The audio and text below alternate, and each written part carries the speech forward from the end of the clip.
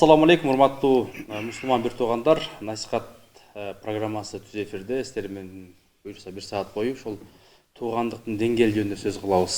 Андыктан ушул суроо, сунуш, пикирлер болсо берсеңиздер болот. TikToктон, Facebooктон, анан ушул YouTube'дан да көрүп бөлүшүш керек. Пикир болсо жазсаңыздар болот. Бүгүн ушул теманы ачып берүү үчүн, элден келген суроолорго жооп берүү үчүн дин алымы, коомдук ишмер, бир нече китеп плакаттардын автору хирург врач Өзбек Чотонов. Ассаламу алейкум, хош келдиңиз. Ажыкалар разы болсун. Анда сөз баштан болсун, бир амандашып туруп ушул теманы бир ачып бериңиз. Ассаламу алейкум ва рахматуллахи ва баракатух.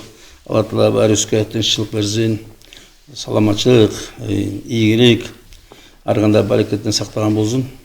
Мына чында мына тууганчылыкты билбей калдык да, кайсы деңгээлде, кимди кайсы деңгээлде сыйлаш керек, кимди кайсы деңгээлде урматташ керек, кимдин алдында милдетибиз бар. Жок, билбей калды. Каякта бир классташын фарс кылып алган, фарс. Классташын тууганынан, атасынан, энесинен жакшы көргөндөр бар. Вот, кайненесин өзүнүн апасынан жакшы көргөндөр бар. Вот. Бүт аралашып кетти. Анан кийин тойдо карасаң 600 киши жүрдү, 600 киши. Ким булар? Эмнеге келди? Түшүнбөйсүң да? Кудага, мисалы бир айтат, мен 6 жылкы сойдук жетпей калды ажыкеге дейт да. Сен сойбой эле сойбо дейсиң дейт. Анан айтты, сен 6 жылкын ким жеди? Десем, 10 кудадан 300 киши келди дейт. Анан эмнеге келди десем, билбейм дейт. Көрүңөр мына кандай болуп калды. Эмнеге келет? Кудадан мына тазияга өлгөн жакка 2-3 киши келсе болду, жетет. 2-3 эркек эле. Калганын кереги жок. Бияктан бир автобус жыйнап алат да. Бүт баары кайнелери, балдыстары, жээндери, эжелери, сиңдилери, карындаштар баары жүр да. Келбеш керек алар. Ошо жанагындай тиешеси жок. Жаназага эл көп. Ошондой болот. Берди жанагы тойлордо 600 киши келет. Ким? Балдыстарың жүрү, жээндериң жүрү, кайнелериң жүрү, кайнагаларың жүрү, кайнагаларыңдын да бирөөлөрү жүрү. Баары чогуу. Ошону айтасыз да. Муну берден тартипке салыш керек. Берде жанагындай эң милдеттүү адамдар бар. Ошо милдеттүү жанагындай келип катыша турган, милдеттүү катыша тургандар бар. Анан милдети жоктор бар, анан сыйлар бар. Келсе да болот, келбесе да болот.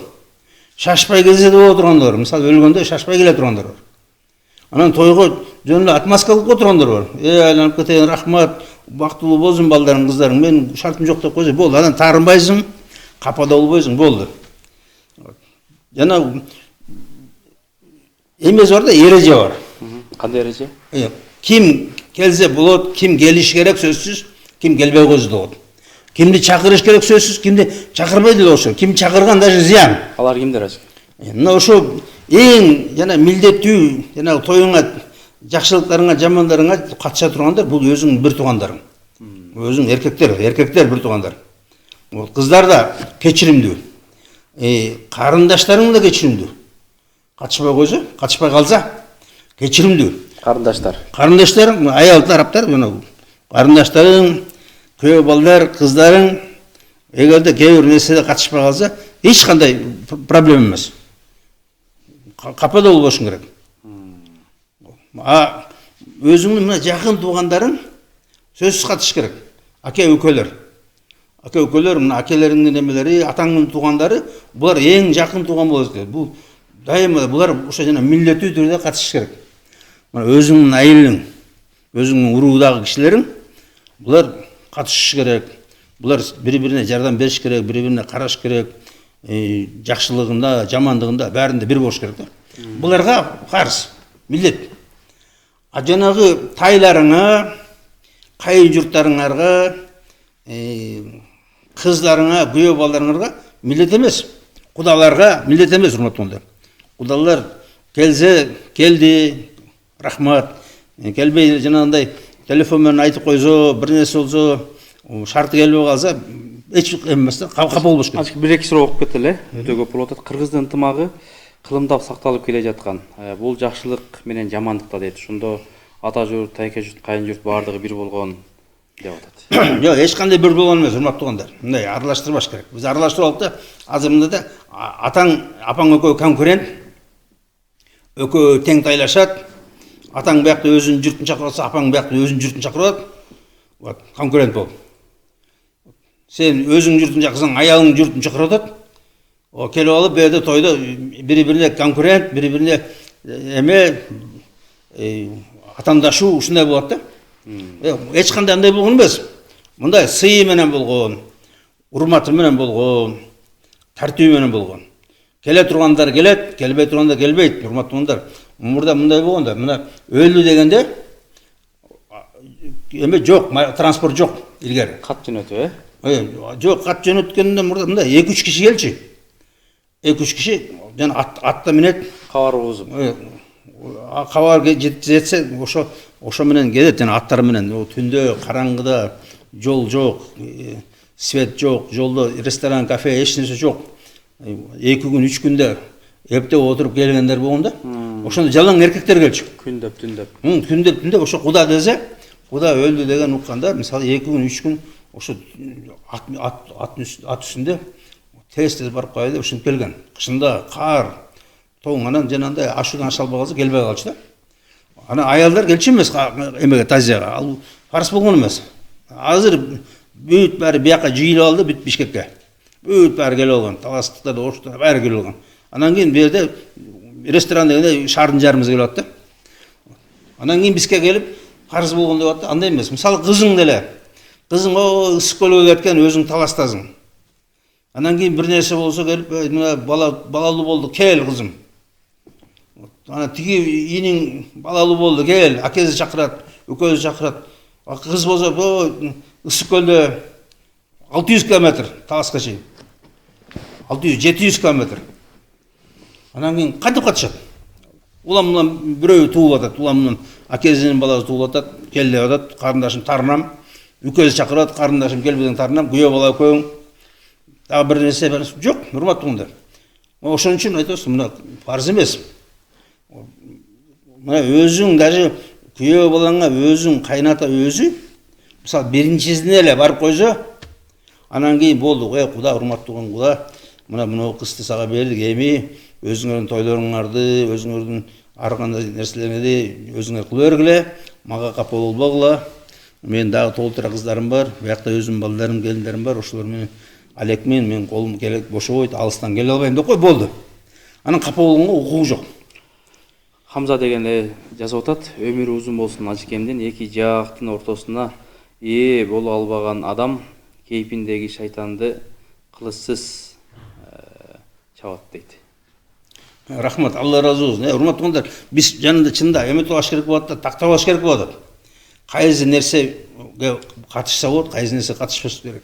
Жанагындай 400 киши, 500 киши каяктан чогулат, ресторандарда бәрін чогулат, классташтары чогулат экен. Ажеке дагы бир суроо кетейинчи, өтө көп болуп атат. Шах деген суроо болот. Катынды урсак болобу ажеке дейт. Катынды мындай да, катынды какус-кукус деген бар болчу илгери. Мындай эмеге келтире турган, эзине келтире турган. Жанагындай адашып калат го, аял келип адашып, эмне деп сүйлөп атканын билбей, сен энеңди урушуп, атаңды сөгүп, дагы бир нерсе ушундай атаң тилин албайт, сенин тилиңди албайт, бүт тескери кылып калат да, бир убакта ушундай болот кээде. Замкание, короткий замкание. Анда ушундай контакт келтиргенде жана телевизорду тез койсоң анан телевизор иштеп калат го. Ошону какус-кукус дейчи. Азыр бирок какус-кукус кылсаңда эмеге түшүп каласың азыр. Капаска түшүп каласың. Бирок ансыз да болбойт. Анткени мындай да, сен эми сүйүктүү аялың 4 балалуу, 5 балалуу болуп калдың, өмүрүңдүн ортосуна барып калдың. Сен өмүрдөн узун жол да. Ошо бешиктен көзү көргө чейин бир жол өмүр деген. Анан ортосуна барып калдың да. 40-тарга, 45-ке келип калдың. Анан бирок да ошо жерден короткий замкание болот да. Келип, аял мен ажырашам, мага талак бер, мен кеттим деп эле бир өзүнчө эле замкание болот. Ошондо какус-кукус дейт да. Жанагындай ойгото турган бир эме. Ошону какус-кукус дейт. Эми азыр какус-кукус да унутулуп калды. Азыр жанагы өкмөттө жанагы МПОлор аркылуу жанагындай закондорду киргизип атат. МПОлордун заказы менен, МПОлордун жанагы давление базы менен ошондой аялды уруп койсоң 5 жылга кезип жибер, 10 жылга кезип жибер деген бир закондор чыгат да. Ажеке сиздин туугандык деңгээл, туугандарыңыз менен кандай мамиле этесиз дейт? Туугандар менен, урматтуугандар, меники да 4-төн да даже төмөнүрөөк болуп калды да. Анткени алыстадык, орусташтык, бәрі жанандай арасында бизнесмени, башкасы, анан жанагындай тууганчылык менен злоупотребление деген бар да. Тууганчылыкты туура эмес колдонгондор да бар, урматтуулар. Сен керегиңде туугансың, керегиң жокто тууган эмессиң. Анан кийин кээ бирлер ушу тойдон эле бир нерсе жезем, бир нерсе чогултуп алсам дегендер бар. Ушундайлар да көбөйүп кетти. Анан кийин улам той бергендер болуп берди. Анан ушундан анча-мынча үзүлдү да кээ бирлери. Бирок мына жакын туугандарда Кудайга шүгүр али бар да, тууганчылык болсун. Танчик дегенде суроо берет. Ушул эле суроо экен. Келинчекти кээде уруп койсок болобу деп ачык дейт. Азыр ушул окшойт. Жанагындай да урматтуулар, эгерде келиниң анан келинчегиң кетип калса, анан кийин проблема болсо анан дагы көрөсүң да. Мындай да эң негизгиси адилетсиз болбош керек. Жөндөн эле келип туруп эле тепкилей бергендер бар, уруу бергендер бар, сабай бергендер, муну жанагындай зөкүрлүк кылгандар бар, бул туура эмес. Чында мындай да, муну азыр жанагындай сабап жиберип атат, анан катуу сабап коюп атат, өлтүрүп койгондор бар, бир нерсени кескилеп койгондор бар. Булар бияде жанагындай эки тараптуу бир эме болот да. Бир балекет болот да, эки тараптуу. Аял күйөөдүн тилин албайт. Анан аялдан да зөкүрлүк болот, урматтуулар. Мына эркек эле зөкүр кылат деп эметпегиле. Аял келип чакканда жанагы гадюканын эмесинде калып чагышы мүмкүн. Кобраныкында. Өлүп калат, инфаркт өлүп атпайбы эркектер? Ошондойлор да болот. Анан биз келип чында сотто доказать албайсың биринчиден, экинчиден эркек айта албайт, мен аялымды минтип кордоп деп айта албайт, көп нерсени уялат. Анан кийин мисалы жанагындай мына ойнош менен кармаганда уялат айткандан. Анан ошон үчүн жанагындай мушташ болуп атат, башка болот да. Мисалы бир эме болгон да, окуя болгон. Ошо айылда илгери бир аял врач менен жазышып коюптур да. Ошо жанагындай кат. Мурда СМС эчине жок, кат. Анан ошол кат билинип калыптыр да. Анан ошондо киши жакшы киши бар болчу. Шарт көчүп кетип калды. Шарт бир түн эле көчүп кетип калды. Шарт бүт барын таштап. Ошо менен келбей койду. Ошо менен келбей койду, таласка келбей койду. Мына ошондой эркек айта албай калат кээде. Ал ошондой эмелер бар. Кудай сактасын эми азыр. Жанагындай Сакку деген айтып атат, дайым эле аялдар жамандай берет, эмнеге ажыке дейт.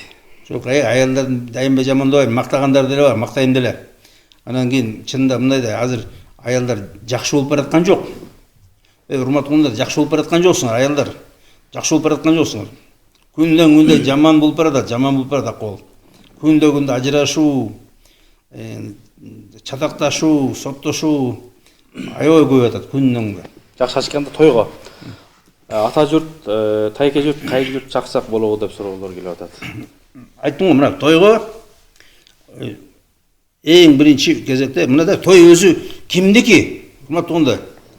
Той мына эркектиги, урматтуулар. Мына мисалы мен баланы алып атамбы, тойду мен берип атам. Мен кимге берем?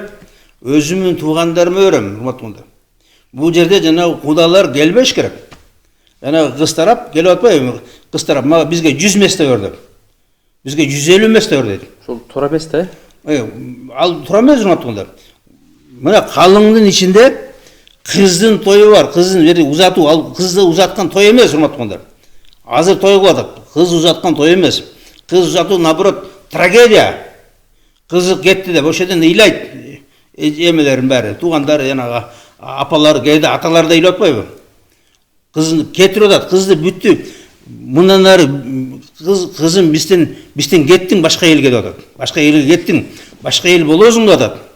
Трагедия да чында. Анан бу жерде жанагындай чоң той берип тура эмес бул. Ошо кызды узатканда батасын алыш үчүн жана калыңдын ичинде эме бар. Койлор бар, койлор. Ошол койлордон союп бересиң, урматтуу, ошодон оокат бересиң өзүң туугандарыңа.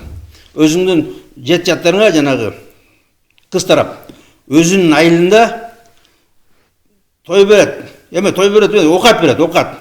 Ошо келип коштошкула менин кызым менен. Кетип атат, кызыңар, сенин кызыңар кетип атат.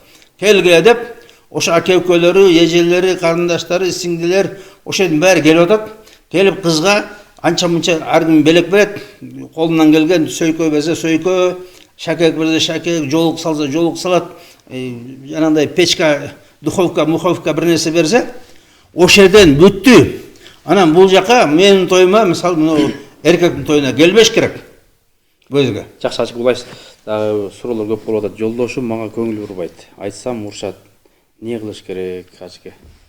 Урматтуу аялдар, чынында мындай да жагыныш керек. Силер мынагу мен айтам да, мынагу аял киши күйөөгө чыкканда жанагы жумушка орношкондой да. Анан жумушка орношкондо начальникке жагыныш керек. Анча-мынча начальникти мактап туруш керек, жактап туруш керек, жакшынакай кызмат кылып туруш керек, жадырап жайнап күлүп туруш, ошол жерде көңүл буруш керек. Жакшынакай мындай. Мисалы бул силерди сүйүп алганда, анан ошо жанагы башталганда жакшынакай болчусуңар, тимеле күлүп жайнап жүрүшсүңөр, анан кийин 20 жыл, 30 жыл, 15 жыл, 20 жыл өткөндөн кийин кабагыңар бүркөлүп, настроениңер, нервиңер жукарып, анан кийин көңүл бурбай, өзүңөрдү карабай, бир дөңкөйгөн бир эме болуп калсаңар, аны ошон үчүн карабай. Ошон үчүн силер жагыныш керек. Жанагы «Как стать любимой» деген, «Женой» деген китеп бар болчу мен мурда. Ошо тилекке каршы басылбай калды, бир 2 жол баскандан. Ошо жанагы аял киши үйрөнүш керек. Ошо күйөөнө дайыма приятный, көзүнө приятный көрүнгөндү, мисалы айтып атабыз го, үйдө суулангыла деп. Үйүңөрдө кооз кийимдерди үйдө кийгиле. Жакшынакай. Силер болду тойго кийинесиңер да. Атайын тойго аласыңар, тойго. Кимге? Элге. Ошо элге бир көрүнүш, мына красавица Айпери там Перезат, деш үчүн. Келин менен тең тайлашып. Аябай кооз сууланасыңар. Үйүңөрдө сууланыш керек.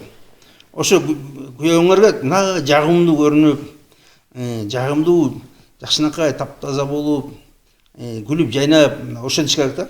Анткени силер 30-20 жылдан кийин баарын унутуп каласыңар да. Анан кийин ага баары болуп калды. Силерге баары болду, ага да баары болуп калды. Ошон үчүн үйрөнгүлө, жанагындай жагынып, сүйүктүү болгонду үйрөнүш керек да.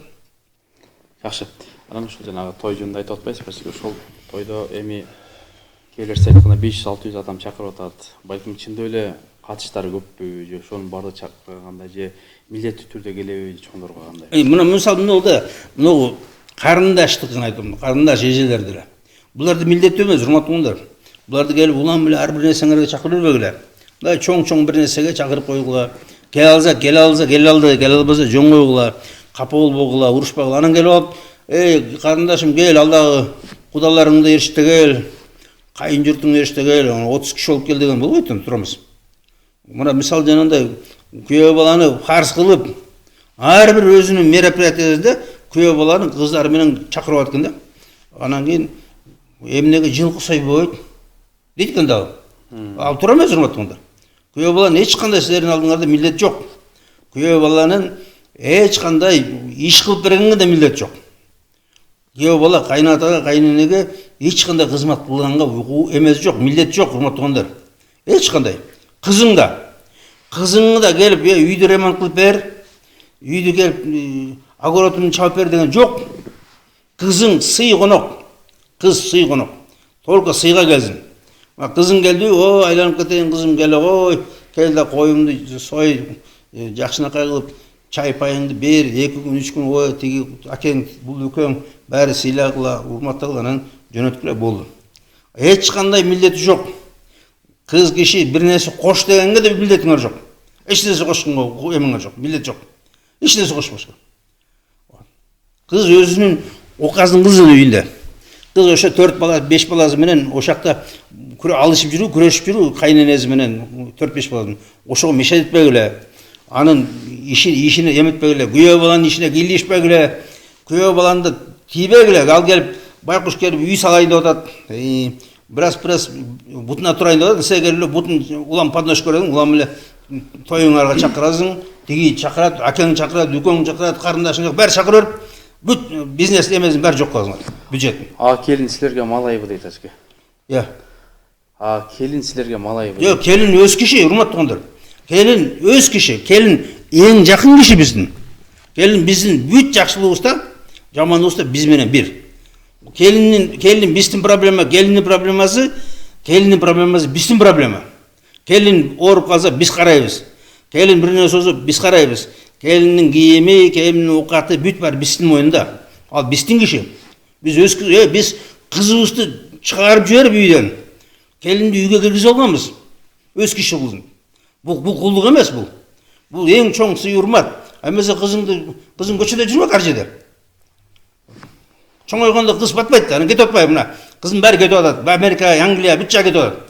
Қана батырғаныңар. Батыра албайсыңар, ошо қызыңарды бағып өрбейсіңер 60-қа чейин. Біз бағып атабыз. Мына қызыңарды, кел айланайын келін. Кел, мына өз үстің кіші боласың. Мына біз жегенде жейсің, біз ішкенде ішесің, біз көргенді көресің, біз жашағанда жашайсың, айланап кетейін. Анан кейін мынауын бәрі саға қылады. Біз о дүниеге кетеміз. Мінез жаман. Келіп эле, құл беле, ана баландыр. Жоқ. Мына келін бистикине келип, бистин үй беле болуп, бистин проблема менен алышат. Біз анын проблемасы менен алышабыз. Біз ошону ал бисти карайт, біз аны карайбыз. Не деген эме? Жакшына кайлап атпайбы? Кайсыңыз эме болот? Міне берде бәрі зөкүрбөк. Анда силер бәріңіз зөкүрсүңөр анда. Силер ошо келиниңерге туура эмес мамиле жасайсыңар анда. Биз мына келиндин баласы бистин бала. Келдин баласы. Мына кызыбыздын баласы биздики эмес. Карабайсыңар, биз кыздан жакшы көрөбүз. Кызыбыздын баласы бизге бала эмес. Кызыбыздын баласы жеен. Келиндин баласы биздин бала. Биз келиндин баласын өз балабыздай карайбыз, эркелетебиз, ээрчитип жүрөбүз. Керек болсо сиздерден да жакшы көрөбүз. Анан келип алып, келин душман, келин кул деп отурсуңар. Бул жырган сөз бул. Биз келинди аябай жакшы көрөбүз. Биз келинди өзүбүздүн кызыбыздан жакшы көрүп атабыз. Өзүбүздүн өткөр атабыз, өзүбүздүн үй бүлөгө жанагындай коебуз. Член семьи. Фамилиябызды берип атабыз. Анан келип бияктан тескери сөз сүйлөп, жана батыштын сөзү сүйлөп атат. Кыз келинди сыйлабайсың, келин урмат. Келинди эң сыйлайбыз, эң урматтайбыз. Келин биздин биз коргойбуз. Күйөө бала эмнеге иш кылбайт? Түшүнбөйсүз дейт. Келин күйөө бала эч кандай иш кылганга эч тиешеси жок. Күйөө бала сен бирде даже самооруңарды кайнатканга жумшабашыңар. Уят. Ошо эч кандай жумуш кылдырбаш керек күйөө баланы. Күйөө баланы сыйлаш керек, урматташ керек. Ошо кызыңды багып жүрүү, кызыңды карап жүрүү болду. Күйөө балага тийишпегиле, күйөө балага мешет этпегиле. Күйөө бала силердики эмес, күйөө бала өзүнүн ата-энесиники. Ошо ар бир эркек мында мындай болот да, эркектер аялдар менен мындай аралашып, ролдорун жоготуп отур да. Мындай, мына эркек, ар бир эркек өзүнүн ата-энесин жакшы караш керек. Ар бир эркек өзүнүн бир туугандарын жакшы караш керек. Эң биринчи кезекте. Сен кайненеңди эмес, кайната кайненең эмес, кайната кайненең жүзөө кишилер бар. Мына өзүңдүн атаң, өзүңдүн энең. Ар ким. Эми жакында ушундай аралашып отуруп, сен кайнененин баары күйөө баланын үйүндө жашап, кыздын үйүндө. Сен өзүң кызыңдын үйүндө жашап калсың. Ошо кетип барат да. Бүт бул тескери, биздин салтка эч кандай жарашпайт. Эч качан мына тажиктер бияка Манаска келип, Манастын үйүндө отурган эмес, бирөөдө, бирде тажик. Даже согушка келген эмес. Манас казатка баратканда чакырган эмес даже тажиктерди. Каникейдин эмелерин. Ошон үчүн мына урматтуулар, Манаста бир эле жолу тойго барган, ошо Бухарага. Андан кийин барган эмес, урматтуулар. Эч качан.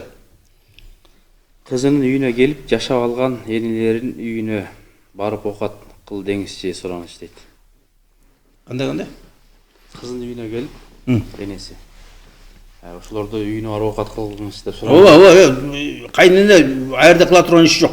Кайнене даже бир саатка келген окуу жок. Кызыныкына келбесин. Кызына бир саатка келсе, тез келип кызынын косягын көрсүн. Кызынын косягын. Кызым жерге кир, бул эмне деген үйдү таза кармабайсың? Бул эмне посуда мындай туруп?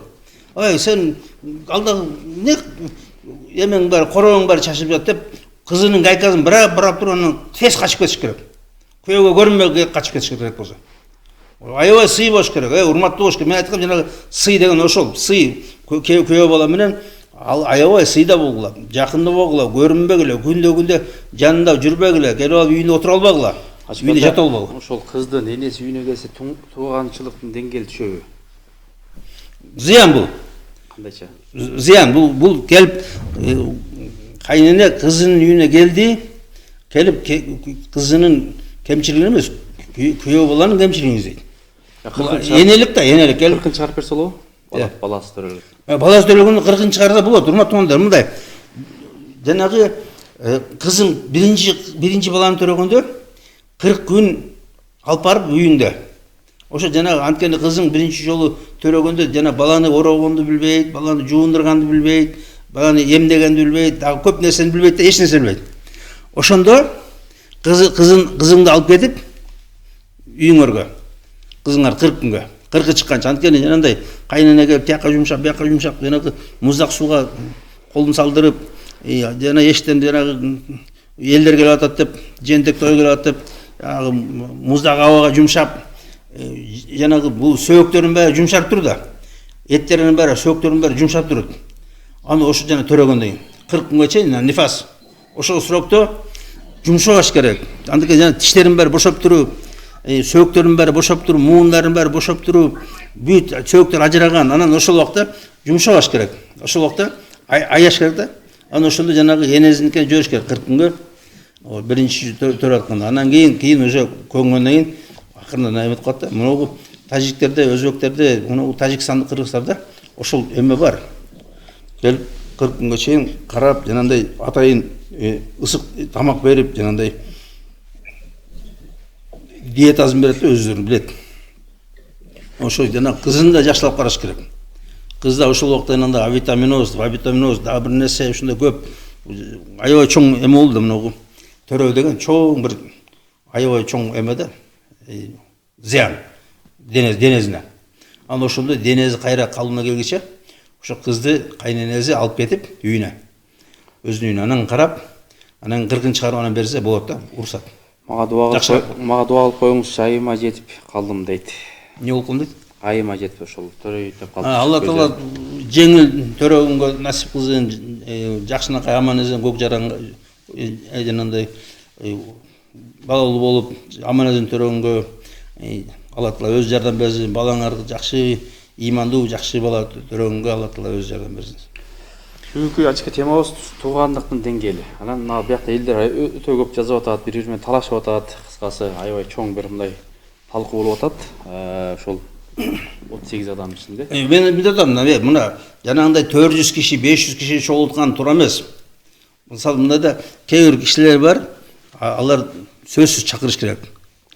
Анан кээ бирлери бар, алар сөзсүз эмес. Тойду үйдөн эле берсе болбойбу ачка? Бул эң сонун болот, үйдөн деле берсе. Кыргызчалык туугандар ушинтип үйүндө эле берсе. Батат, жана 40-50 киши батат. Боз үйлерде, өзүңдүн мисалы айылыңа бир кой союп эле эч нерсе деле керек жок. Кичине борзок менен эле бир пияла шорпо менен 3 кишиге бир табак бер да кетир болду. Ажет өзү тойду кандай кылып берет дейт? Үйүндө береби же кафедеби дейт? Мен үйдө эле берем, урматтуулар, мен бүт тойлорду үйдө эле берем. Мына көбүнчө бир кой эле жетип атат да, бир кой эле. Мен ошо жанагы мынагу Дуңган, Өзбек, башкалардай эле бир кой менен коногумду тосом. Анан кээде дагы жетпей калса, чында мен жанагындай досторум, жанагы көп жана эмелер бар да. Кээде чет өлкөдөн да келип калат. Анан кээде ушу жетпей калса, бираз этап келип коноктойм да. Атак бир кой жетет. Бир кой менен мисалы мына кудалары тоскондо бир кой өзүнчө. Анан кийин өзүстүклөр үчүн бир кой. Жетет ошол. Ошо жетет болду. Ошондо 2 кой менен канча кишини uzatасыз? Ошо 2 кой менен бир 50 киши болот да, 50 кишини дегенде. Болду ошол. Анан кийин айттым го жанагы урматтуулар калгандарына кичине эле устукан кереги жок. Устуканды айылдын баарына да кереги жок. Ошо эң негизи мына той деген тойгозуу эле, урматтуулар тойгозуу эле. Тойсуз койсо жетиштүү. Болду, тойгозуу. Устукан берүү, уча берүү деген болбойт. Бата алыш болду. Элдин баары келип бирден келип көрүп, бата берип, батасын айтып кетсе болду, жетет. Анан жанагындай дүңгүрөгөн той берип, анан өзүн көргөзүш үчүн, акча чогултуш үчүн бул чоң күнөө болот, туура эмес. Той деген мына ошо жанагындай биз жөнөкөй үйлөш керек. Кыздарыбыз да жөнөкөй узатыш керек. Эң жөнөкөй болуш керек. Биз жөнөкөй адам болуш керек, урматтуулар. Текеберди Алла Таала жакшы көрбөйт. Мен сигенде адам Алла жакшы көрбөйт. Мен кыйынмын дегенде Алла Таала жакшы көрбөйт. Бул ширк дейт, ширк. Кичинекей ширк дейт. Мен деген аябай чоң күнөө болот. Биз жөнөкөй болуш керек. Мына мен жөнөкөй эле бенде, мен мына кел эле урматтуулар, менин тоюма келип менин сүйүнүчүмдү бөлүшкүлө, кел эле жанагы Аллака түшкөндөр жанагы акчалай. Ошолор алар өздөрү билет. Мен мынча кошто эле, мен мынча кошом деп. Болду. Калгандары жөн эле окат ичип эле кетиш керек. Азыр мына ресторанга барсаң, бәрі бүт бәрі сөзсүз түрдө акча кош керек болот да. Анан кымбат болот да. Мисалы 4 киши келип калат кеде. Бир үйдөн. 4 киши 2000 же 2,5 сом болду, 8000, 10 сом кетет. Анан кийин мисалы мына бир киши айтып атпайбы, мен ажыке мына мага октябрда 14 чакырык болду дейт, 14 биздин үй бүлөгө. Анан ошо 2 киши же 4 киши болуп барабыз дейт. Ар бир кишиге 2000 сомдон жанагы жөнөкөйүнө, анан жанагы кудалар болуп калса, ар бир кишиге 5000ден алып барабыз дейт. Анан ушундай урматтуулар, анан кийин бүт тапканын баары кете берет да, бүт тапканын баары. Ошо анын тышкары жол кире бар, башка бар. Ошон үчүн баарын чакырып бербегиле. Бул жерден сыйлабастык эмес, беден бирөөдүн убактысын, бирөөдүн жанагы экономический положениесин баарын эске алуу бул. Айттым го, жанагындай өзгөчө күйөө балдарды кыйнабагыла. Улам ар кимдин той берер. Акең да той берет, үкөң да той берет, карындашың той берет. Баарыңар бир күйөө баланын үстүнө минип аласыңар, уламдан чакырып. Кызыбыз деп. Ошондо убара кылбаш керек. Мына айттык го, келсе рахмат, келе албаса жөн койсун. Айтып кыйнабаш керек. А жанагы өзүңдүн бир туугандарың, алар сөзсүз катыш керек. Мына келип той берет, бүт чакырасың, келиңер, үйлөп коелу мына баланы. Анан келип ар ким кошо турганын кошот. Кошпогондор келип ошо жана кызмат кылат, башка кылат. Келип конок менен отурат. Мына ошондой да. Ошондой болуш керек урматтуулар биздин тойлор. Жанагындай лишний кишилерди чакырбагыла. Айттым го, тайларды да баарын чакырып бербегиле. Вот бирөө айтат, мен атам апам менен экөө конкурент дейт да. Урушуп кетет дейт экөө. Сен да мынча келди, мен да мынча келдим. Андай эмес урматтуулар. Тайлар өзүнүн айылында окатын кызын. Кудалар өзүнүн окатын кызын үйүндө. Кайната өзүнүн эмесинде кызын, өзүнүн территориясында. Келбезин, келе бербезин, кийлик иш бербезин, башка болбосун. Ошону биз жакшы үйрөнүш керек. Ким жанагындай чоң конок, ким сөзсүз түрдө отурган конок. Мына аксакалдар деле, мен көрөм да аксакалдар баркыштар эч кандай пенсиясы жок, уламдан тойго чакырса, жанагы издеген эле акча да. Кантип акча менен барам деп. Мына аксакалдар, урматтуу аксакалдар, силер тойго барганда, эгерде силерден акча үмүт этсе, барбай эле койгула. Мен ден соолугум жакшы эмес эле, мүмкүнчүлүгүм жок эле, барбай эле койгула. Анан жок аксакал баталия берип кетсиңиз сизе, барып бир пиала чайын ичип, батаңарды берип эле кете бергиле. Аны 10 саат отурбагыла, 6 саат, 7 саат алда ресторанда да. Көбүнө барбай эле койгузот аксакалдар. Анан жана биздин тойлордо башкача болот да, мына тойлордун баары жана кечке чейин музыка, анан 8 саат, 6 саат жанагындай шан шөкөт, жанагындай эч качан көрбөгөн нерселердин баары болот да. Ошонун баары туура эмес болот да. Суроолор көп ачке, өтө көп. Каршы чыккандар да көп, талкуу болуп атат. Негизинен жакшы деп ойлойм, бул тема актуалдуу экен. Анан ой бириктирбеген той бириктирет. Ушул тойго чакырып туугандардын башын бириктирип атабыз. Хадия белек берип дейт, бул кандай дейт. Болот андай. Эми бирок айттым го, жанагындай урматтуулар, эртең кыйналып калбагыла. Азыр келип мына той берем деп аябай кыйналгандар көп. Кредит алып, башка болуп, ошо жанагындай кылам деп, элдер менен тең болом деп канча жыл чогултуп акчаны карызга батып, кызын өз убагында күйөөгө бербей, баласын үйлөндүрбөй ушинтип жүргөндөр көп. Ошо той бериш керек, биз элденгенбиз деген. Биз бу жерде мындай да, биз атандашпаш керек. Айттык го, жөнөкөй бергиле, уялбагыла жөнөкөй бергенден. Эл эмнеси дей берсин. Өзүңөрдүн алыңарга жараша жашынакай бергиле, бирок такыр сараң болбогула. Мисалы мына да калыңга 200 000 сомду араң бересиң, аны 2 миллион сом ресторанга кетиресиң. Эмне деген эме? Ресторанды ким алды? Ресторанды ошо ресторандын эзи алды, тамада алды, ырчылар алды, бийчилер алды, машиналар алды. Дагы бүт аргандай кишилер алып кетти. 2 миллион сом. Анан келип баары жеп кетти, и баары сени карызга батырып кетти. Эртең алар да сени чакырат анан. Анан барасың убара болуп, шелпеңдеп, ошо бир 200 км, 100 км машина жалдап алып, анан барасың шүбүрөйүп. Кыргыз менен казакты ошол эки жерде чогулат дейт. Биринчиси адам өлгөндө, экинчиси той бергенде. Бул ынтымактын баш аты дейт. Жок, ынтымакты башка да убакта кылса болбойт бекенем. Мына да анысы эле тойлор көп. Чакыра турган, дос боло турган тойлор анысы эле көп. Анан келип бир жыл дүңгүрөтүп алып, анан кийин 5 жыл отур анан эмки балаңа деп. Мен өткөндө айттым да, мен ар бир балама ушунча турган болсо, мен мисалы 5 балам болсо, 6 балам болсо, дагы бир 3-4 кызым болсо, анан ар бирине келип 20 миң, 30 миң долларлык той бергендей, каяктан табам мен анча акчаны? Ошондо караш керек да. Жашоо бар, андан башка, тойдон башка да жашоо бар да, урматтуу туугандар. Эртең ошо баланы бөлүп чыгарыш керек. Баланы үйлөдүңбү? 3 жылдын ичинде бошотуш керек да кийинки келинге. Аны бөлүш керек, бөлүнгөнгө үй салыш керек, участка алыш керек. 10 миң доллар, 15 миң доллар участка, 20 миң, 30 болуп кетти азыр. Анан үй салыш керек, ага жардам бериш керек. Каяктан анча акча? Келе улам чачып жөргөндөй. Анан ошо менен туугандык. Андан туугандык кылбайт. Туугандык жөнөкөй эле, урматтуу туугандар. Жөнөкөй эле келишип, чай пай ичишип, улам көрүшүп, жанагындай ансыз тойлор көп болуп атат, ошодо келип койгонуң ошол тууганчылык. А жанагындай искусственный дүңгүрөткөн той берип тууганчылык кылган болбойт ал. Вот мисалы азыр келип эгерде мүнтөм десе, жанагындай мен шылтоо издесе, урматтуу туугандар, тууганчылыкка шылтоо издеш керек. Тууганчылыкта сагындыңбы? Бар. Бир эме болсо, убактың болуп калса, бошосуң, бар ошака.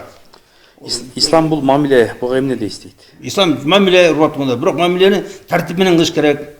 Келип алып, бир башка эле бир дос тутасың, кечке чейин ошол менен жүрөсүң. Акчаң барын коротосуң, анан атаңа, энеңе акча жок. Ата энеңе барганга, алып бергенге эч нерсе жок. Ата энеңе эч нерсе алып бербейсиң. Анан келип тууганмын деп жүрсүң.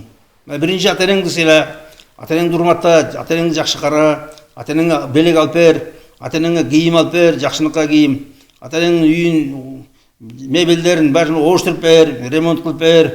Ana son kança толтура. Анан келип ошо дагы бирөө менен мамиле кылам. Биринчи муну ата энең менен мамиле кыл, анан туугандарың менен мамиле кыл, анан кийин калгандар менен мамиле кыл. Анан келип алып, жанагындай кереги жок достор менен кечке чейин жүрөсүң, улам бир нерсе ойлоп табасыңар, улам бир эме уюштура саласыңар, бир жанагындай касса уюштурасыңар, дагы бир нерсе уюштурасыңар, шерне кыласыңар, классташтар, курсташтар, бүт бәріне мамиле кылып. Мына биринчи өзүң атаң менен мамиле кыл. Атаңды кара, атаңа бар. Ата энеңди жакшылап бак, кийиндир, сүйүндүр, алып бер ата энеңе. Ошондон баштап тууганың улам бар, тууганың уламдан кара. Мына ошо мамиле. Эң биринчи мына бул фарз мамилелер. Фарз. Анан кийин достор урматтуу. Достор айттым го, достордун көп пайдасыз азыр. Сен акчаң бар да, бийлигиң бар да, досуң бар, анан кийин досуң жок, анан сен кыйынчылыкка келгенде жок досуң. Ата энем өтүп кеткен, кимдерге жакшы мамиле кылсам болот дейт. Атаң өтсө, эмелери бар, туугандары бар, ата энеңдин туугандары бар. Ошолорго мамиле түз, эгерде эмесе ата энең өтсө. Апасы өтпөсө. Өзүң бир туугандарыңа апасы өтсө да, атаң, апаң ошо өтсө, туугандары бар, ошолордун туугандары менен мамиле түзүп, бирок айттым го, жанагындай өтө жанагындай фарз мамилелер барлар бар, фарз эмес мамилелер бар. Ата энеңе эмесең, сыйласаң, ошо өзүңдүн бир туугандарыңы кара жакшы. Ата энең ошо о дүйнөдө менден ыраазы болсун десең, өзүңдүн бир туугандарыңы кара, урматтуу туугандар. Ажеке, сиз туура айтып атасыз, бирок мен ошол ата энем бир туугандар менен бир таанышып кеткем, кантип жакындап жакшы мамиле кылсам болот дейм. Жок, болду, кайра эле бара бер да, коюңду сой, чакыр, чай пай бер, анча-мынча белек бер, эгерде мүмкүн болсо. Анан бара бер, учурашып, бара бер. Кечириш керек да, эмне болду, душман беле. Андан башка жок да бир тууган. Ошо бир тууган менен жанагындай элдешиш керек. Эч качан үспөгүлө деген. Үспөгүлө, үскөнүңөр жарашкыла деген. Алла Таала аябай сурайт кыямат күндө, урматтуу туугандар, жанагы бир тууганды үзүп койгон өтө чоң күнөөлөрдөн болот. Алла Таала айтат, мен буйрган нерсени эмнеге үзүп койдуңар деп. Ошо жанагы рахма деген сөз, урматтуу туугандар, ошо меримдүүлүк дегенден которулган. Бул жанагы жатын арабча сөзү рахма, бул жанагы меримдүүлүк, бир тууганга меримдүүл болуу. Ошо бир тууган аке үкө аябай бири-бирине карап, жардам берип, бирге болуп, аяп түшүнүш керек да.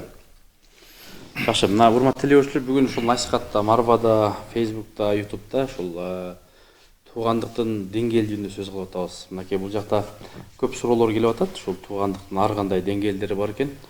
Мен жана кудалар жөнүндө да, урматтуу кудаlar, мына кудаларды силер совсем парс кылбагыла, урматтуу кудаlar. Куданы да кыйнабагыла. Мындай сый болгула, болду. Сый деген билесиңер, урматтуу, сый. Жакшынакай көргөндө сыйлашкыла. Бир шарт болуп калса сыйлашып койгула. Ана бирок аны келип туруп, аябай кирип, карыз болуп, мисалы мына биякта мына көл жакта, мына Жумгал жактарда, нарын жакта парс кылып койгондо жылкы сой деген, өлгөндө жылкы сой. Урматтуу, андай эмес, андай деңгээлде болбойт. Куданын андай эмеси жок, милдети. Куданы бири-бириңердин алдында жанагындай өлгөндө ашын көтөрө турган. Мен бирөөгө айттым, сенин ашыңда кудаңдын эмне иши бар деп. Аш деген бул окат да. Ооба. Окат. Ана мен айттым, сенин коногуңда кудаңдын эмне иши бар?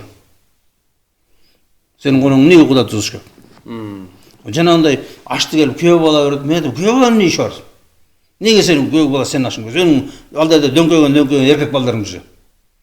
Мына урматтуу кудаlar, ушундай кетип барат да. Азыр балдары ата-энени бакпай, кыздары баккан коюп барат да, акырындап. Кыздар менен күйөө балдар. Туура эмес бул. Бул кыргызча эмес. Эч качан мындай эмес. Кыздын үйүнөн өлдү деген болгон эмес. Бу жерден өтүп барат да, акырындан өтүп барат. Ана эмне айырмасы бар деп коюп отур да. Айырмасы чоң, урматтуу кудаlar. Эркексиңби? Мына эркек болсоң, бак атаңды, энеңди. Өзүң бер ашты, бирөөгө бердирбе. Аш бересиңби? Аш деген окат, бер. Эркек бер. Эркек сенин намызың бул ата-энең. Ата-энеңди жакшы караш, мына эркектин бар намызы бул. Кыздыкы эмес. Кыз байкуш, мына чоңойгондон кийин күйөөгө кете берсин. Эч кандай милдети жок. Эч кандай. Ошон үчүн сурабагыла кыздан. Кыздан келип, эмнеге сен алып келген жоксуң? Эмне жылкы сойгон жоксуң? Кыздын тиешеси жок буга. Ошо жана куда деген ушундай болот да. Кызды келип, кыздар союп берсин деп. Сен 5 кызың болсо келип 5 кудаң өлсө 5 кудаң союп бересиң. Аны 5 куда, 5 кудагы. 10 жылкыны кактын табасың. Эмнеге сен союшуң керек? Бул туура эмес. Эч туура эмес. Мына ашты өзүңдүн бир туугандарың берет.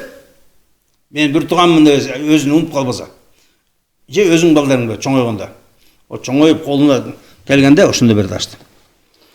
Allah razı olsun Açke. Жанагы карашты ошо эле, урматтуу кудаlar, караш фарз эмес, караш. Караш бериш. Эч кандай мал союп, башка эч кандай эмес. Кел мына тазияга келсе, бираз чай айыл уюштурат, айылдагы кишилер уюштурат. Ошонун чайынан, дасторконунан бир 2-3 борзок, бир пияла чай ичсе болду, жетет. А жанагындай эме союп, мал союп, башка жок ал. Малды шашпай, күзүндө 1 жылдан кийин кичине балдар чоңоюп калса, ошондо союлат да. Анан кийин келип аш берип койсуң элдерге. Мен ушул ата журт, тайке журт, кайын журту тегиз карайм. Бул туура эмес. Бул сенин туура эмес, урматтуу. Мына үйүңдө апаң командир болгондо, тайларың үйүң толтура болот. Үйүңдө аялың командир болгондо, кайын журтуң командир болот. Анан үйүңдө өзүң хозяин болгондо, өзүң кожоюн болгондо, өзүңө журтуң болот. Жок, айрда кайын журттарың жүрбөйт, айрда. Мына ошону билип ал, урматтуу. Өзүңдүн журтуңа таяныш керек, эркек деген. Эркектен үйдө кожоюн болуш керек, анан өзүнүн журтуна таяныш керек. Жанагы кайын журт дегенде анда сенин апаң, аялың кожоюн анда үйдө. Сизге кайын журтуңуз келеби дейт. Кайын журт келбейт башты. Кеде эле келбесе, жок, келбейт. Алардын өзүнүн иши бар, менин өзүмдүн ишим бар. Эч ким бири-бирибизге меш айтпайбыз, жакшынакай саламдашабыз, чай ичишебиз, кеде эле чай ичишебиз. Болду, мен кудалар да ошондой. Кеде эле чай ичишебиз. Мен кошулбайм дейт. Мен кошулбасам өзүңөр билгиле. Келип көрөсүңөр анан кошулуп алып, бүт баарын жанагындай каша болгондо анан көрөсүңөр анан кандай болор экен. Тарыныштарды, Жанара мен да кандай сөздөрдү, Жанара мен да кошулбайм дейт азыр ошол сиздин айткан сөзүңүзгө. Мен кошулбаса, ким кошулбаса кошулбай эле койсун, урматтуу. Биз сөзүбүздү айтабыз, бул демократия. Айткан укугубуз бар. Силер да өзүңөрдүн сөзүңөрдү айткыла. Ушул Ачкем азыр 3 журт айтпады, ошонун сиз немесин айттыңыз. Эми ушул фазилети кимге жакшы, зыяны кимге, ошолорду бираз ташкилеп берсеңиз. Айтпадым, урматтуу кудаlar, мындай кайын журт менен алыс болуш керек. Сен ойлап жатсыңар эме деп. Бул жөнөкөй эме деп, проблема эч кандай проблема эмес. Жок, чоң проблема бул. Кайын журт менен алыс тургула. Алыс. Эч кандай материальный, эч кандай алакка түспөгүл эле. Эч кандай. Берсеңер жанагындай бир нерсе берсеңер, анда бербей койгоңор жакшы. Эгерде нормальный эле элдерде эле турса акыбалы, бербей эле эч нерсе. Ошол жакшыраак. Эмесе анан кийин проблемалар баштады. Эмнеге ас берди? Эмнеге муну бербейт? Эмнеге мени хажыга умрага алып барбайт? Эмнеге мага машина мингизбейт? Эмнеге мен ден режим өткөрбөйт деп чатанын. Туугандарыңызга, кайын журтуңузга кошумча бересизби той топурда дейт. Кээ бирлеринде кээде беребиз, бир астан беребиз, көп бербейбиз эч кимибизди. Биз алардын эмесин көтөргөнгө биздин эмебиз эмес, вазифабыз эмес. Биз өзүбүздүн бир туугандарга беребиз.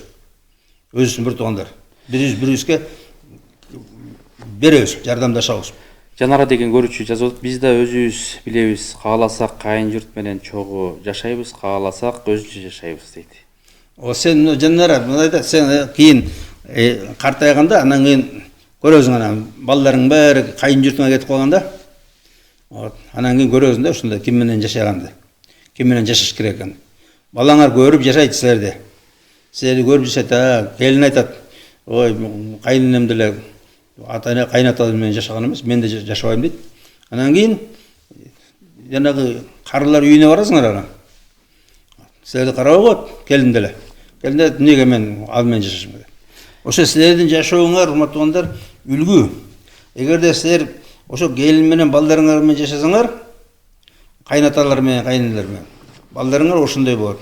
Балдарыңар да силер менен жашайт. Сиз да пендесиз, сизде туура эмес айткан учурларыңыз бар. Бар, мен да термез айтып коюшум мүмкүн. Бирок мен идеяны айтып атам, мен эрежени айтып атам.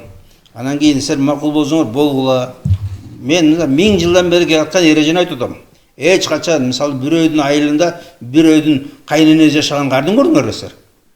Келип алып жашаган. Күйөө баланын үйүндө жашаганын кардын көрдүңөр эле. Мисалы, мына айылда жашаса, мен келип бир Ысык-Көлдөн бирөөдү алып келсем да, өзүм Таластан. Анан кийин кардын көрдүңөр Ысык-Көлдүк аял келип алып, мен кызым менен кошо жашаган. Кардын көрдүңөр эле. Болгон эмес андай. Эч качан. Болбош керек. Мына ошондой болгон 1000 жылдап эч качан кайната кайнене күйөө баланын үйүндө жашаган эмес, эч качан. Болгон эмес андай. Дайыма мына Жанара жооп жазып атат. Мен кийин картайсам дейт. Балдарыма баккыла деп билдет кылбайм. Тем более бирөөнүн баласын кызмат кыл дебейм дейт. Сен азыр айтып атасың, анан караганды көрөсүң. Чимкиригиң агып, көчөдө каласың, ачка. Пенсияң жетпейт, 5000 сом пенсия, 7000 сом пенсияң менен үйшүп, көмүрүңө да жетпейт, светиңе да жетпейт, оокатыңа да жетпейт. Анан көрөсүң анан. Анан жүрөт атпайбы мынада? Анан Россиянын кемпирлерин көрөсүңөр көчөдө. Мына азыр бизде эле толтуруп калды. Көчөдө кемпирлер картайганда эптей бир нерсе сатып жүрү. Жок, үйүндө оокат жок, кийими жука, карай турган кишиси жок, балдардын баары кетип калган, аялдарын ешип кеткен. Да ошондой болосуң. Балдарың аялдарын ешип кетип калат. Анан кийин көрөсүңөр анан. Силер ким баккан? Мына ошон үчүн биз жанагындай айтабыз, мына ар ким өзүнүн атасынын энеси менен болсун, мына эркектер. Ошо алган аялдар менен ошо ата-энесинин энесинин жанында болсун, ата-энесинин карасында отабыз. Кетип калбасын, аялын ешип кетип калбасын. Хакты сүйлөгөнүңүз үчүн Аллах ыраазы болсун дейт биздин көрүүчүлөр. Ачке эфирибиз соңуна келип баратат. Эми бир жакшылап урматтуугандар, мына биз айтып аткан нерсе бул эреже бул. Бул эрежени бекем кармаш керек. Ар ким өзүнүн тууганын билсин, туугандын деңгээлин билсин, даражасын билсин. Биз жакшы көрөбүз, мисалы, тайкени сыйлайбыз, урматтайбыз. Бирок тайке деген тайке. Тайке өзүңдүн айылыңда жүр, жакшынакай. Биздикине конок келсең, сыйлайбыз, урматтайбыз. Күйөө бала сыйлайбыз, урматтайбыз, бирок өзүңдүн айылыңда жүр. Бияка сороңдоп келе бербе, менин папа мама деп. Керек жок. Мен урмат кыл, сыйыл болду. Кызым экөөң ошода бактылуу бол, очор бачар көргүлө, үйүңөрдү кура бергиле, акырын-акырындан жанагы бутуңарга тура бергиле, өзүңөрдүн атаңарды, апаңарды жакшылап баккыла. Мына ошол. мына ошондай ала коюш, урматтуу территорияңарды билгиле, өзүңөрдүн. Ар ким өзүңөрдүн территорияңарды жакшы билгиле, өзүңдүн укугуңарды жакшы билгиле, миллетиңерди жакшы билгиле, кимге кызмат кылышты билгиле. Мына атаңарга, энеңе кызмат кылгыла, кайната кайнеге кызмат кылбай эле кула. Мына урматтуу күйөө балдар, өзүңөрдүн атаңарга карагыла. Спортчу кыздар жөнүндө жакшы жазыптырсыз Facebook'та. Дейт автор ким дейт? Мен өзүм автормун, урматтуу. Мен ошо жана насихат жазганбы, ошо жанагы финалга чыккандан көчө күйөөгө чыккыла. Аярдан бир сасык татамиде күрөшкөндөн көрчө алага керебетте күрөшкүлө. Күмүш медаль алгыча Күмүшбек тууп алгыла. Алтын медаль алгыча Алтынбек тууп алгыла деп ушундай ыр жазгам да. Качан жаздыңыз эле? Канча болду жазганыңызга? Кече чыкты ошо, кече. Же бүгүн түндө чыкты. Жок, кече чыкты дейм ошо. Кече жазгам ошо. Ошо жанагы кыздарга көп сороңдоп жүрбөгүлө, айынан кыздар. Убактыңар кетип калат, анан кийин эч кимге керегиңер жок. Сулуулук кетип калат. Сороңдоп соромбойго тийип алгыла. Кыздын сулуу көзүрү, урматтуу. Кыздын көзүрү сулуулук. Сулуулук жаштыкта болот. Анан кийин убакыт өткөндөн кийин сулуулук бир заматта кетип калат. Анан шпаклевка сүйкөсүң, абрай салып жүрүсүң анан. Ошондо да жакпайсың. Кыздын сулуулугу эмеси, сулуулук көркү эң жаш кезинде болот. Ошол убакта чыккыла. Жанагы эркек келип силерди көргөндө мас болот да, ушул кыз кандай сулуу, ушуну алсам деп. Ошондо чыгып кеткиле да. Анан кийин убактын өтүп алып, анан шпаклевка сүйкөп, тишиңерге протез салып жүргөндө албайт эч ким. Болду. Ошого мен жазгам да, айланайын кыздар, эң чоң карьера бул күйөө. Эң чоң карьера. Эң чоң багыт бул үй бүлөлүк багыт, урматтуу. Акча эмес. Үй бүлөлүк багыт. Ошо үйүңөрдө жанагы 5-6 балаңар менен, кайнене, кайнаталар менен, очор бачар, күндө жанагындай бир жакшынакай эмелер болуп, жакшы нерселер болуп, тиги балаң сүйлөп калды, тиги балаң күлүп калды, тиги балаң чуркап калды. Мына ошо бакытта настоящий бакыт. Баракелде. Ошон үчүн урматтуу беден жанагы эме ыр ошо жанагындай карьера деп отурбай, күйөө деген карьера чыккыла, жазагыла. Бактылуу болгула демекмин да. Рахмат, Алла разы болсун. Алла разы болсун. Бүгүн ушул керемет ушул 1 саат бою жакшы насихат айтып бердиңиз. Абдан талкуу болду. Эл мынакей TikTok'та өзүнчө эле эки жаат болуп атат. Менимче бул тема да актуалдуу. Ажекен айткан сөзүндө да жан бар. Бул эми бардыгыңыздарга соол болду окшойт. Балким ушуну көрбөй калсаңыздар, интернеттен ушул Марвада биздеп, насихатта биздеп көрүп кайталап бөлүшсөңүздөр да болот. Кудай таала ошол бүгүнкү насихатыбызды Кудайым ушул жугуштуу кылсын, өрнөктүү кылсын. Алтынай болгон убактыңыз бөлүп келип, мен ойлойм көп жаштарга бир жакшы ибарат кылдыңыз. Демек ушул ажык айткандай, өзүбүздүн жолубузду, наркыбызды, салтыбызды билсек, кыйналбай жашайт элек. Ошол кыйналып, ошодон көп үй бүлөлөр ажырашып атат. Кийинки насихаттан жолугушканга чейин Аллах тааланын саламы, тынчтыгы, берекеси сиздер менен болсун.